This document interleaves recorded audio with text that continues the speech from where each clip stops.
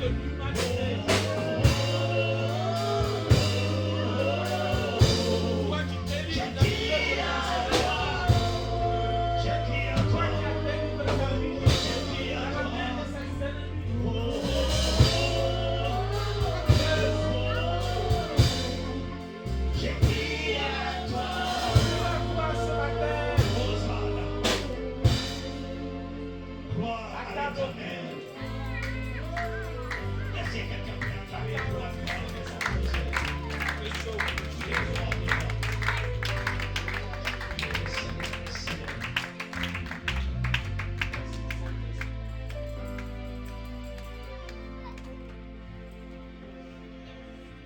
Alléluia. Pour arriver au lendemain de ça.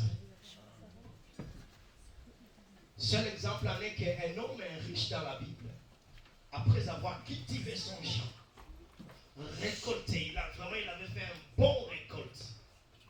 Vraiment, le champ avait vraiment fourni de produits comme il désirait lui-même. Vous savez, les agriculteurs, lorsqu'ils jettent les graines, son ambition, le souci qu'il a, même le maïs, lorsque vous jetez les maïs, un agriculteur, il est content quand il voit, une tige de maïs produit 5, 4, 6 épis de maïs. Il est tellement content.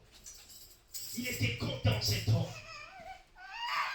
Il dit à son cœur, mon âme, garde la paix, tranquillise-toi. Parce que tu ne mourras jamais à faim. Parce que je remplis les dépôts de la nourriture. Et la Bible nous dit ceci. Comme le lendemain ne dépend pas des humains, Dieu a regardé cet homme. Et j'ai écouté l'insulte qui vient de la bouche de Dieu. Alléluia. Parfois Dieu il est méchant. Même lorsqu'il a été incarné, il s'est incarné dans le corps de l'homme. Il incitait lui, ce qu'il ne comprenait pas. Il dit insensé que tu es. Alléluia. Oh, si c'était un serviteur qui te dit comme ça, est-ce que demain tu viendras encore à l'église? Il dit insensé que tu es. Est-ce que quelqu'un peut, c'est pas notre sujet, est-ce que quelqu'un peut entrer vite dans le dictionnaire de nous donner un peu le sens de ce mot-là, insensé? C'est quelqu'un qui est dépourvu d'essence, qui est dépourvu de connaissances. C'est-à-dire, excusez-moi, prêtez-moi de donner cette qualification parce que nous on a fait un peu de la psychologie, parce qu'il y a des qualifications selon les conscients intellectuels. Il y a des personnes qui ne vont pas dépasser première année primaire, on les appelle des imbéciles. C'est-à-dire, c'est quelqu'un même ici, il fait 10 ans en première année primaire, il ne va pas dépasser. C'est pourquoi ce n'est pas important de dire et de qualifier tes enfants imbéciles. Ça sort un peu facile ce mot-là, mais c'est comme si tu es en train de maudire ton enfant intellectuellement. Tu es en train d'effacer le conscient intellectuel que Dieu lui a donné et tu es en train de le rabaisser.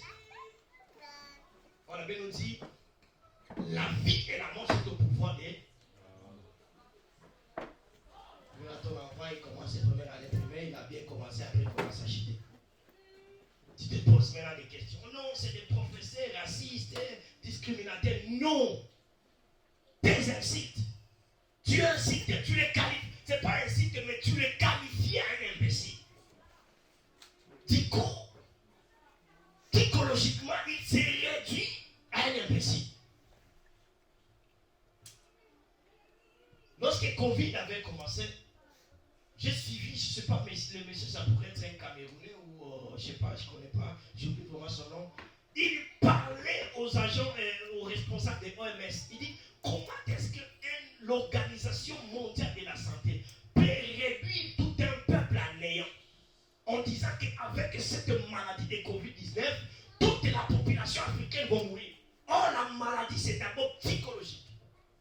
Plus tu donnes l'espoir à la personne, plus le médicament que vous allez lui donner, ça va lui donner la vie. Je crois que je vous avais déjà parlé d'un médecin. Son fils habite ici. Le frère le connaît. Son fils habite ici. Le médecin là, il peut te prescrire le paracétamol. Et il met son diplôme de médecin en jeu. Il dit, si tu ne parles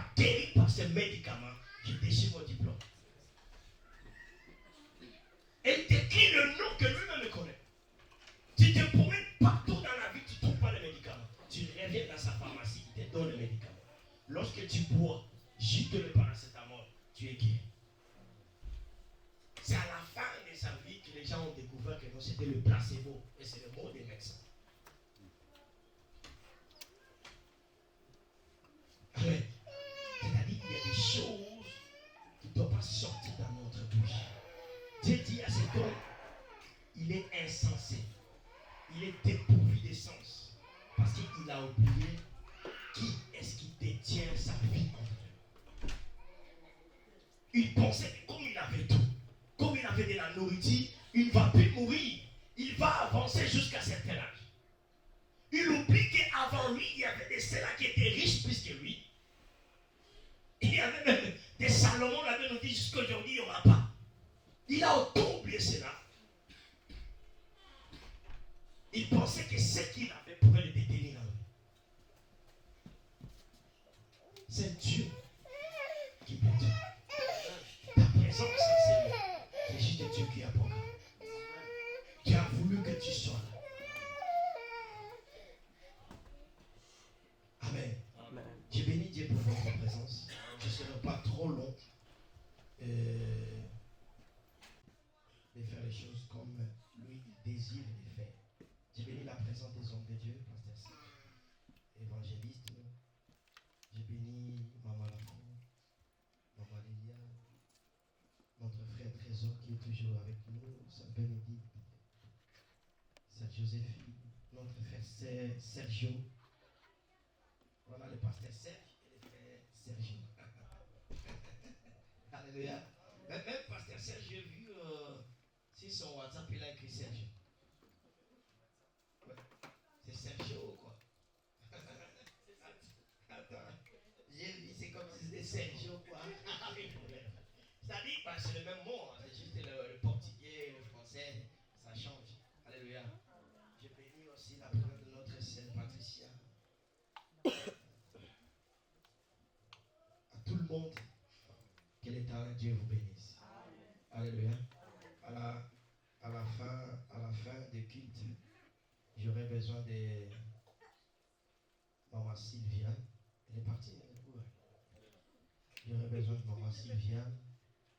Et j'aurai aussi besoin de notre frère Jires. J'ai parlé avec vous. C'est pas grave, c'est juste de parler de l'église. Amen.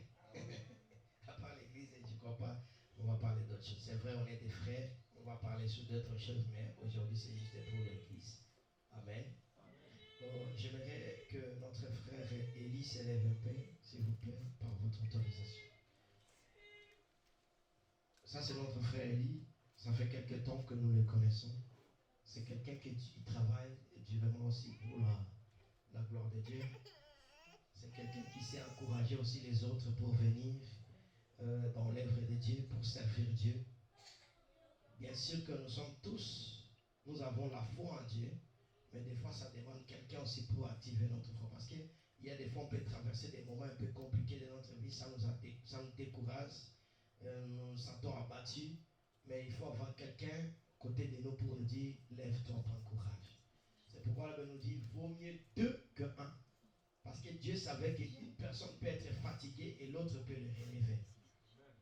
Alors notre frère, il est toujours là. Samuel chapitre 16, on prend les 10e verset jusqu'au 13e verset.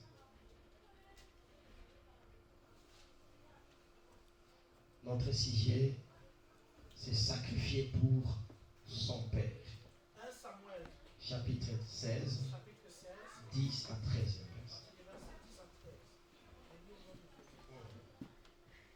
Isaïe, fit passer ses 7 fils devant Samuel.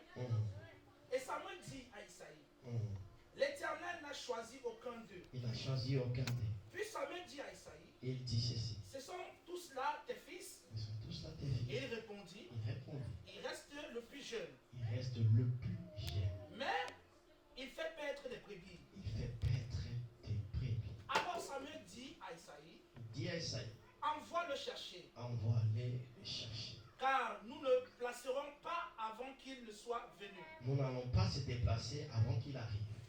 Isaïe envoya le chercher. Mhm. Or, il était blond, Il était blond, avec des beaux yeux, beaux yeux, une belle figure. belle figure. L'Éternel dit à Samuel, Il dit à Samuel, lève-toi, lève-toi. honle, Ouais, car c'est lui. Samuel prit Il la corne d'huile, il prit la corne d'huile, le oignit il l'a oint, au milieu de ses frères. L'Esprit de l'Éternel saisit David. à partir de ce jour, À partir de ces jours. et dans la suite, Samuel s'éleva et s'en alla à Rama. 1 Samuel chapitre 9. Comme ça on lit, on termine, on continue, on prend quelques minutes. Chapitre 9. Chapitre 9, on prend le premier verset jusqu'au troisième et puis on fait virgule, on lit le sixième verset. Il y avait un homme de Benjamin, L'homme de Benjamin, nommé Kis, nommé Kis, fils d'Abiel, fils d'Abiel, fils de Tersor, fils de Tessor, fils de Bekorat, mhm, d'Absafia, mhm. fils de Benjamin. Ils avaient des noms, ces gens. C'était un homme fort et vaillant. Mhm. Verset 2, il avait un fils du nom de Saül, Saül, jeune et beau, jeune et beau, plus beau qu'aucun des enfants d'Israël. beau que tout Israël. Et il dépassait tout de la taille. Il De la était tête, pardon. géant plus que tout Israël. Les années de Kis, père de Saül, Mhm, sa Gazer et Kis dit à Saül, mhm, son fils, mhm, prends avec toi l'un des serviteurs et lève-toi, va et chercher les ânesses. mhm. Verset 6. Verset 6. Mhm, Le serviteur lui dit, voici, il y a dans la ville un homme de mhm, Dieu, mhm. et c'est un homme considéré, tout ce qu'il dit ne manque pas d'arriver. Mhm. Allons-y donc, peut-être nous fera-t-il connaître Et nous fera-t-il connaître? le chemin que nous devons prendre. Mhm. Je continue. Oui, continue. Saül dit à son serviteur, mais si nous y allons, que porterons-nous à l'homme de Dieu? Car il n'y a plus de provisions dans nos sacs et nous n'avons aucun présent à l'offrir Il n'y a aucun présent. à l'homme de Dieu. Mhm. Qu'est-ce que nous allons? Qu'est-ce que nous avons? Mhm. Le serviteur reprit la parole et dit à Saül, Mhm. voici, j'ai sur moi Et sur moi, le quart d'un cycle d'argent, garde un cycle d'argent. je le donnerai à l'homme de Dieu Donne-le à l'homme de Dieu. et il m'indiquera notre Et chemin. il va nous indiquer notre chemin. Autrefois en Israël, Mhm. quand on allait consulter Dieu, Quand on consultait Dieu, on disait, on disait ceci. venez et allons au voyant. Venez et allons au voyant. Car celui qu'on appelle aujourd'hui le prophète C'est lui qu'on appelle aujourd'hui les prophètes. Avant, ils s'appelaient les voyants. s'appelait autrefois le voyant. Mhm. Saül dit Il dit ceci. à son serviteur, Mhm. tu as raison, Tu as raison. viens, Mhm. allons. Mhm. Et il se rendit à la ville où était l'homme de Dieu. Amen. On se limite là. Dans votre temps, vous pouvez lire tous les chapitres. Laissez-moi épingler un peu une chose ici. Vous pouvez nous remettre celui de 1 Samuel 16. Laissez-moi épingler un peu une chose avant de commencer ma prédication dans 1 Samuel chapitre 9. Il y a des choses parmi ces deux personnages. Physiquement. La Bible nous dit ceci. David était blonde avec des beaux yeux. C'était sa qualification. C'était sa beauté. C'est pourquoi même aujourd'hui, le blond, surtout les femmes, si elle est blonde, elle est trop fière. Même la Bible le reconnaît. On arrive chez Saül, la Bible dit, il était aussi plein de figures et il dépassait tout Israël en taille. Je vais dire une chose par rapport à sa taille. Les degrés ou la taille que tu possèdes, c'est ce qui fait ton combat. Amen. Alléluia. Amen. Comme Saül, c'est quelqu'un qui dépassait tout le monde. Il aurait fallu aussi que son combat puisse être plus grand pour faire la différence. Je reviens. C'est pourquoi dans la vie de Saül, il y a un Goliath qui s'est levé. Parce que si Goliath était petit de taille, il n'allait pas faire perdre à Saül. Il fallait que Goliath puisse être grand de taille. Comme Saül dépasse toute sa population, il faut qu'il y ait aussi une personne qui dépasse aussi toute sa population pour qu'on s'affronte. C'est pourquoi un enfant de Dieu, tu ne dois pas avoir peur pour rien. Il faut parce que tu dois savoir, plus tu deviens grand, plus aussi tu vas affronter des grandes personnes. Alléluia. Alléluia. Amen. Je prends l'exemple de mon frère Francis Ngalo. Comme il est devenu grand, plus il affronte aussi des grandes personnes. Amen. Le monde nous enseigne, la Bible nous dit, la nasty va nous enseigner. Plus tu grandis, plus tu deviens aussi cible des grandes personnes.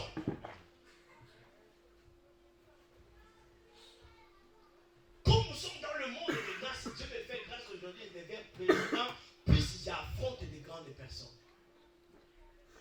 Plus tu commences à avoir des grands combats. C'est-à-dire, si tu commences à avoir des grands combats dans ta vie, tu commences à affronter des choses que tu pensais jamais affronter, tu dois, je suis devenu grand. Cherchez encore à aller plus dans la profondeur. Je suis en train de parler ici de la bénédiction ou du sacrifice pour son père. Dans le chapitre de 1 Samuel, chapitre 16, la Bible est en train de nous parler des jeunes qui s'appelaient David. Dans la maison de son père Jesse. Si vous lisez dans Chronique, dans 1 Chronique, la Bible nous parle de 7 enfants. Parce qu'il ne comptait pas la vie des filles. Mais en réalité, Chronique, lorsqu'il a écrit ce livre, il s'est limité. Il n'a pas continué. Dans la famille de Yes, il y avait 8 enfants, moins de filles. Et la Bible dit ceci. Parmi les enfants de Yes, les Eliab et les autres, ils étaient des militaires parce que c'était obligatoire. Même vers les années avant la guerre mondiale, c'était comme ça. Un jeune comme ça, à partir il y a même des militaires de 15 ans. Par rapport aussi à ta taille, c'est ce que je suis en train de dire. Parce que si tu as 15 ans, tu as la taille de 12 ans, on peut te minimiser, sinon il ne fait pas encore la taille. C'est comme les enfants de Rachel. C'est pourquoi, dans la foi, il faut grandir. La Bible nous dit, la Bible a commencé à prédire cela par le prophète Esaïe. Et arrivé à l'époque de Jésus, la Bible nous dit, quand Hérode a ordonné de massacrer les enfants de 2 ans à 0, les enfants de Rachel s'est retrouvés dedans. Bon, ils avaient l'âge plus que 2 ans. Alléluia. La Bible nous dit, cet homme, Jesse, ses enfants étaient des militaires. Ils étaient des costauds. Des personnes qui savaient affronter. Des personnes qui avaient la capacité de gouverner. Or, la Bible nous dit, quand Dieu envoie le prophète, parce qu'à l'époque, Samuel, il jouait le rôle de prophète et juge en Israël.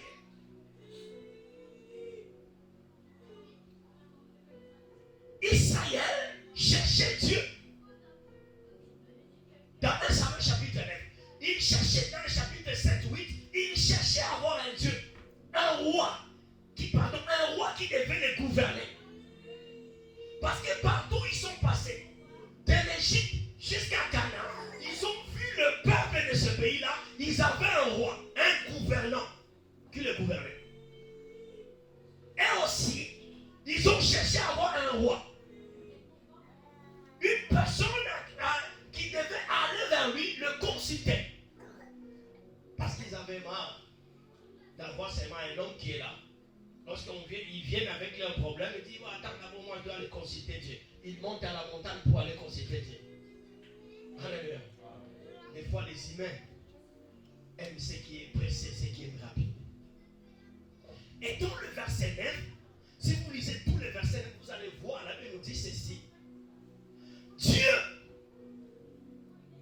il parle à son serviteur. Il dit à son serviteur d'aller oindre quelqu'un dans la maison de Jesse.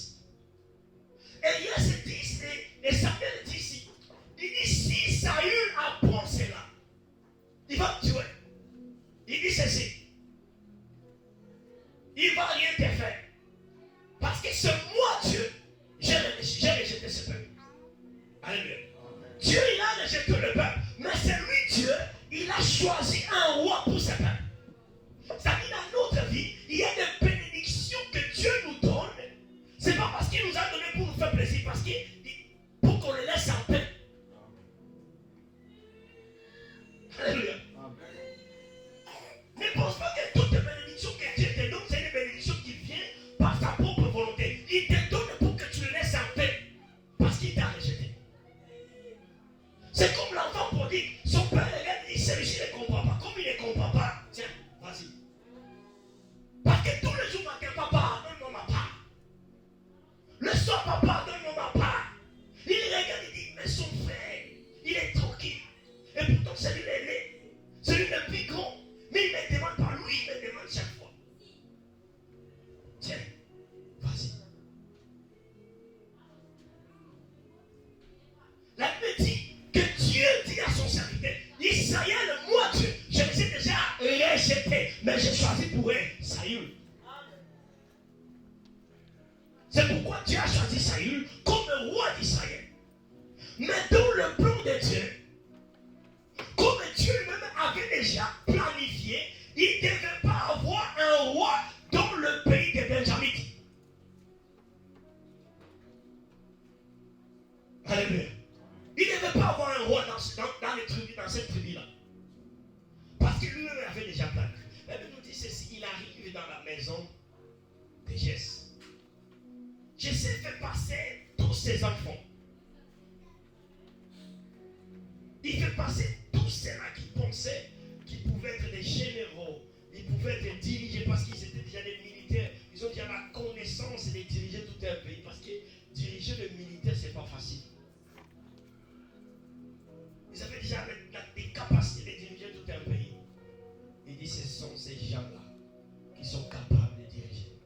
Ils sont passés en revue devant les serviteurs de Dieu. La Bible nous dit, le serviteur n'a pas vu celui que Dieu a choisi. Jusqu'à ce qu'il pose la question à Jesse. Il dit, et c'est tous tes serviteurs et tes enfants qui sont là. Il dit, non, il y a encore un petit, le plus petit, qui est dans le bois, en train de paître les brebis. Alléluia. Vous savez pourquoi David était le choix de Dieu? Parce que David s'est effacé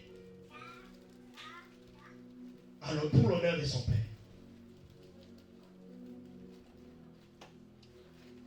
David a pris la place de son père. Jeune qu'il était, parce que si vous lisez, vous allez voir, David a accédé au trône à l'âge de 30 ans. Vers l'âge de 15-17 ans, David a abandonné la maison. David a abandonné sa famille. Il s'est donné la responsabilité d'aller paître les brebis. Pas n'importe quel endroit, mais dans la forêt. Aller nourrir les brebis. Pas pour un jour, pas pour 2 jours, mais pour plusieurs jours. Il a pris la part de son père. Il a honoré son père. Il a dit, mon père ne doit pas continuer à élever les brebis, à aller dans les champs, aller risquer sa vie pendant que moi je suis vivant. Alléluia. Pendant que moi je suis vivant, je ne peux pas accepter voir mon père souffrir et pourtant moi j'ai des capacités. Différents des autres. Les autres ont choisi de faire leur part, mais David, il a regardé d'abord son père.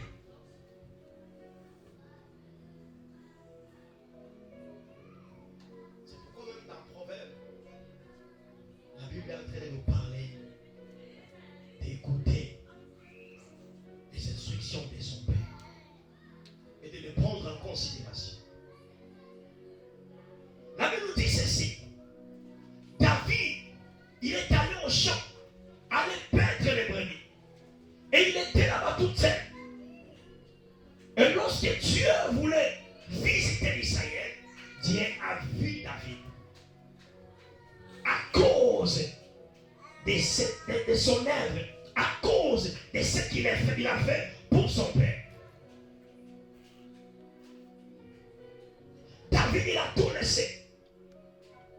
Il a laissé sa vie. Il a mis sa vie en danger pour son père. Combien parmi nous mettons notre vie à danger pour Dieu?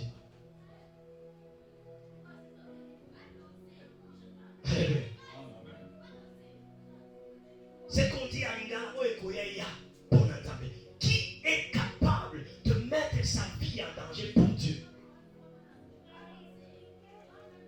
Par contre, chacun de nous préserve sa vie. Mais David n'a pas protégé sa vie.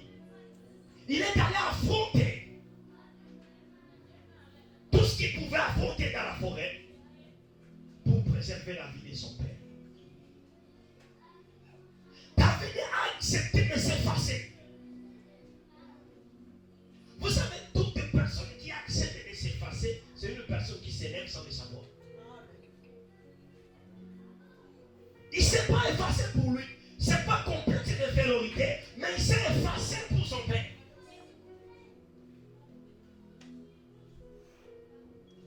Il s'est effacé pour l'avenir de tout un pays. Parce que même les Eliables, en regardant selon la lecture, ils étaient encore dans la maison de leur père.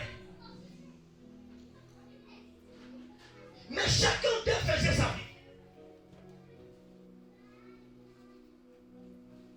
Chacun d'eux, ils allaient dans ses préoccupations. Mais David, il a mis tout ce qui était à lui de côté. Il est allé. Il s'est sacrifié pour son père. Il s'est sacrifié pour la famille. Il a accepté de s'effacer, d'être le moindre de tous pour sa famille. Lorsque tu fais quelque chose, bien-aimé, lorsque tu t'effaces pour le bonheur des autres, tu n'es pas le moindre. C'est notre côté humain qui nous fait croire que nous sommes le moindre, qui nous fait croire que les autres peuvent penser qu'on a ces complexes-là de l'infériorité. On se voit toujours inférieur aux autres. Alléluia.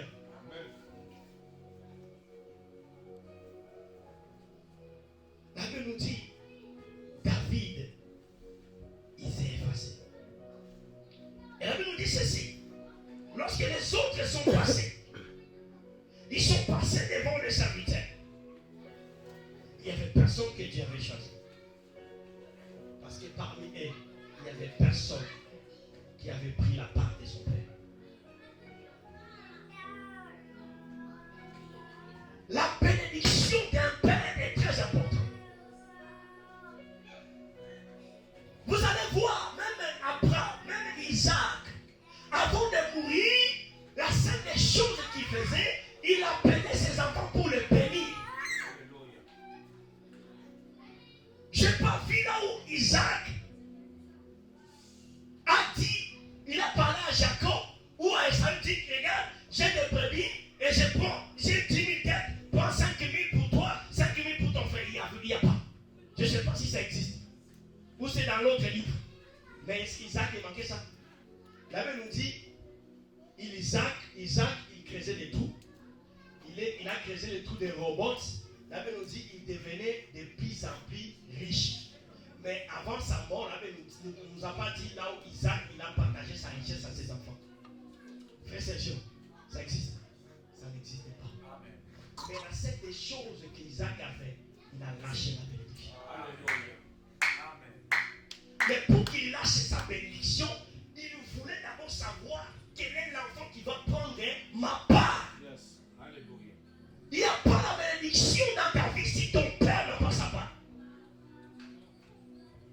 Alléluia.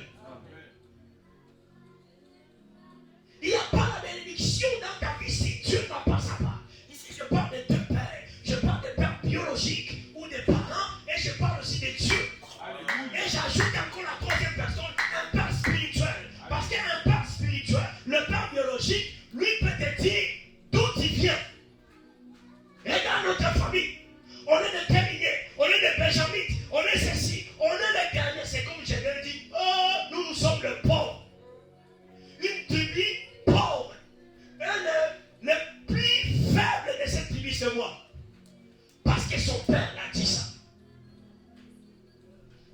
son père l'a montré d'où il vient. Mais le père spirituel, il te dit d'où il vient et d'où il va. Alléluia. Amen. Parce qu'il gère Dieu. C'est pourquoi dans Chronique, moi j'aime ce verset. 10 Chroniques 20, il dit, fais confiance à Dieu, tu seras fort. Dieu c'est comme un entraîneur. Tu fais confiance à Dieu. Non, Dieu c'est pas comme un entraîneur, excusez-moi, je prends l'exemple banal. Dieu c'est comme tout ce qu'on utilise chez Basic Fit. Il te donne des muscles. Tout ce qu'on a, ça te donne des muscles, des machines à courir et tout ça, ça te donne des muscles. Maintenant, le serviteur de Dieu dit, fais confiance à mes serviteurs et prophètes, vous avez réussi. Le serviteur maintenant c'est comme un coach. Il te dit lorsque tu es dans le ring, si tu vois ton adversaire faire ça, attends lorsqu'il va faire comme ça, tu donnes gauche. Parce que lui te donne des techniques pour réussir. Il te montre d'abord ta famille, l'origine, la source de ta famille. Il te fait comprendre que ce qui se passe dans ta famille, c'est à cause de ça. Maintenant, pour sortir dans ça, il faut faire ça et ça.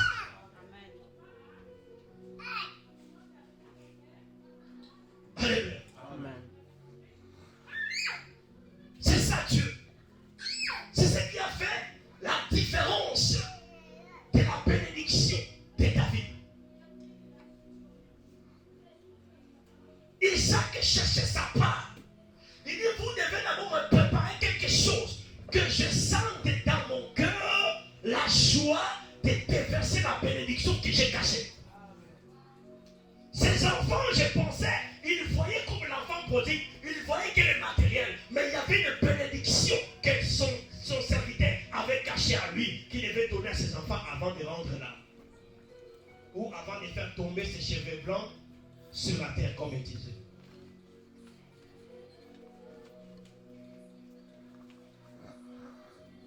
Alléluia.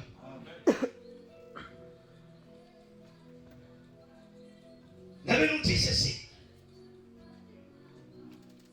Il a reçu la bénédiction. Lorsqu'il est arrivé, lorsqu'il a avancé, Dieu dit à son serviteur, c'est celui-là que moi. C'est celui-là que moi, je porte mes regards. Et l'homme de Dieu a versé huile sur sa tête.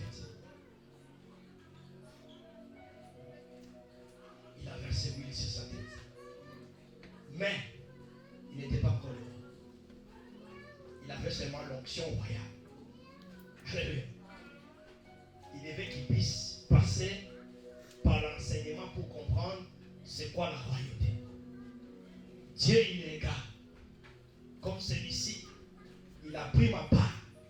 Comme celui-ci, il m'a considéré. Il l'amène maintenant dans le palais royal. À travers la mort du Goliath. Là maintenant il commence à être enseigné, à apprendre c'est quoi la royauté. Même dans la maison royale, la Bible nous dit David protégeait toujours Saül. Alléluia. Vous allez voir un jour, David était en guerre avec Saül. La Bible nous dit il arrive quelque part, Saül est entré dans une grotte, il dormait. David il arrive, il prend le couteau. Il coupe la robe de Saül. Il dit, je ne peux pas porter ma main sur le oint de Dieu. Alléluia. Amen. Il dit, je ne peux pas porter ma main sur le oint de Dieu. Et pourtant, ils étaient des ennemis. Si c'était toi, tu as déjà l'onction royale. Et celui qui est là, il te combat. Ton problème est que tu sors et moi aussi je me place. Vous faites ce qu'on appelle la chaise musicale. Chacun tourne. Et dès que la chaise est vide, il t'achète. Maintenant, toi, tu vois que la chaise est vide. Il faut que tu prends la chaise. Mais David, il dit non, ce n'est pas encore le moment. Je ne peux pas prendre la chaise à cet instant parce que ce n'est pas le moment. Qu'est-ce que moi je dois faire? Je dois préserver la vie de ce père. Alléluia. Amen. Quelque chose qui se passe. David ne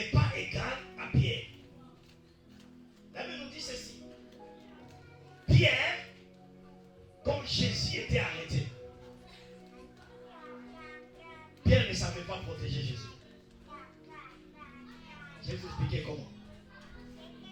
Jésus a arrêté. Il avait déjà prédit à Pierre. Il dit, toi tu vas m'aider. Ça dit, tu ne vas pas me protéger. Tu ne seras pas mon témoin. Or, à la justice, le témoin, c'est celui qui protège celui qui est accusé. Parce que c'est son témoignage qui vont prendre en compte pour soit te libérer ou te condamner. Dans la nuit, on demande à Pierre, dit non, celui-là, moi je ne le connais pas. Et on le demande à quoi, il dit, Jésus, depuis que je suis né, je n'ai jamais écouté le nom comme celui de Jésus. Alléluia. Écoutez, papa, voici ce qui s'est passé, même au niveau de l'église.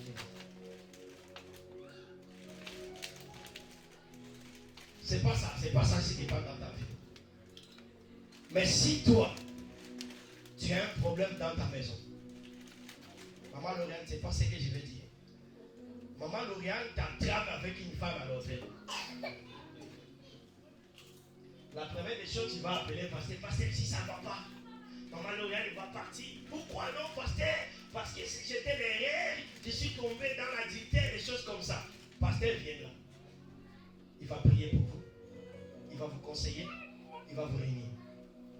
Écoutez maintenant les problèmes.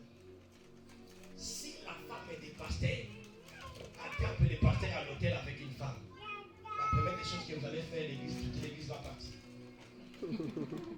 Un pasteur impudique, un pasteur sorcier, un pasteur ceci. Oh, pasteur aussi, il a besoin de vos conseils. Il a besoin de votre soutien. Des fois, pasteur, il gêne pour vous. Des fois, dans la nuit, il reçoit un songe. Il s'est réveillé au lieu de dormir. Il commence à prier. Il peut prendre 30, 15, 10 minutes, 1 heure, 2 heures. Il prie pour vous. Mais si lui tombe dans la faiblesse, vous l'abandonnez. C'est ça Jésus. Lorsque Jésus est tombé dans la main de ses ennemis, Pierre l'a abandonné. Ça ne me regarde pas. C'est son problème. C'est sa vie. Lorsqu'il est venu, il savait qu'il devait mourir. Et qu'il meurt, c'est pas mon problème. Moi, je ne vais pas mourir, c'est pas mon temps de mourir. L'église aujourd'hui ne savent pas protéger leur père.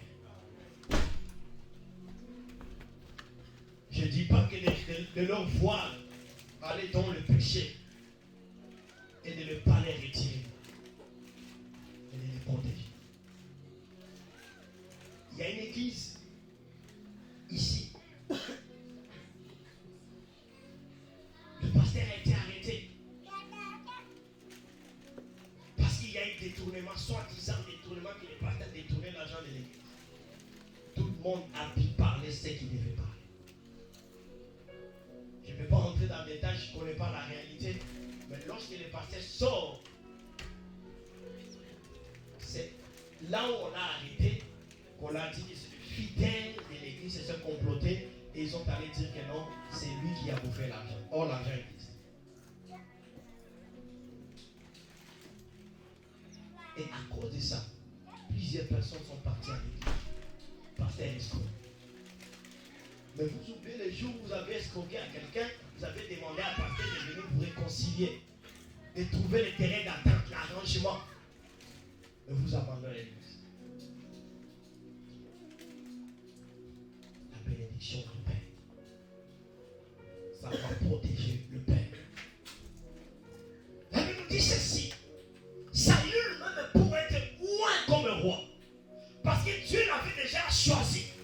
Même s'il avait rejeté l'Israël. Mais pour être loin comme roi, Dieu a fait quelque chose pour que Saül obéisse à l'ordre de son père pour aller chercher le bétail de son père.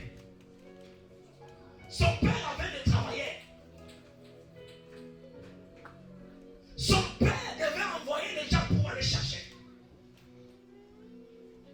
Son père avait dit que c'était un homme fort. Mais il a laissé son fils d'aller risquer son père, sa vie. Alléluia. Jusqu'à tel point qu'ils se sont perdus. Ils ne connaissaient pas où ils étaient. C'est la raison pour laquelle ils sont allés consulter Samuel. Parce qu'ils ne savaient pas comment est-ce qu'ils devaient retourner. Alléluia. Lisez la Bible, vous allez comprendre. Ils ne savaient pas comment est-ce qu'ils devaient retourner.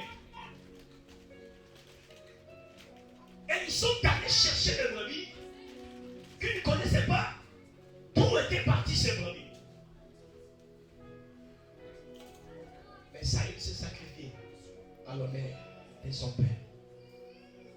Arrivé là-bas, c'est là où il est allé rencontrer sa bénédiction. Parce que pour lui, Samuel ne devait pas venir. Dieu avait déjà choisi. Mais Samuel ne devait pas se déplacer vers lui. Amen. C'est ça la différence. Parce qu'il a choisi, mais indépendamment de sa volonté. Il ne veut pas déplacer son serviteur jusqu'à chez lui. Amen. Il aurait fallu que lui, les bénis, devait venir chercher sa bénédiction. Pour chercher sa bénédiction, il fallait aussi qu'il obéisse à la voix de son père, pour à travers la voix de son père, qu'il arrive là où il y a sa bénédiction. Ça fait, je ne sais pas moi, je peux dire la réflexibilité ou quoi. Dieu avait déjà choisi. Celui-là cherche à aller vers sa bénédiction. Et lui devait obéir à son père pour arriver là où il y a sa bénédiction. Ça c'est pour dire que bien aimé, nous sommes des chrétiens. Mais nous avons des choses que nous devons obéir. Pour que nous puissions recevoir la bénédiction de Dieu. Sans cela, nous allons prier, reprier, reprier. Il n'y aura pas la bénédiction de Dieu. Ou soit, il va nous donner la bénédiction comme Saül. Nous connaissons tous comment est-ce que Saül avait fini. Ce n'était pas sa volonté. C'est Dieu qui a permis que Saül finisse comme ça pour qu'Israël puisse voir réellement que vous m'avez demandé quelque chose que moi, je n'avais pas besoin. Amen. C'est comme la mort de Jésus. J'étais un innocent. Dieu devait passer par là, mourir. Mais Chita, lui, il a porté la croix qu'il ne devait même pas porter. Samuel aussi, il a porté la croix. Il a fini mal sa vie à cause d'Israël.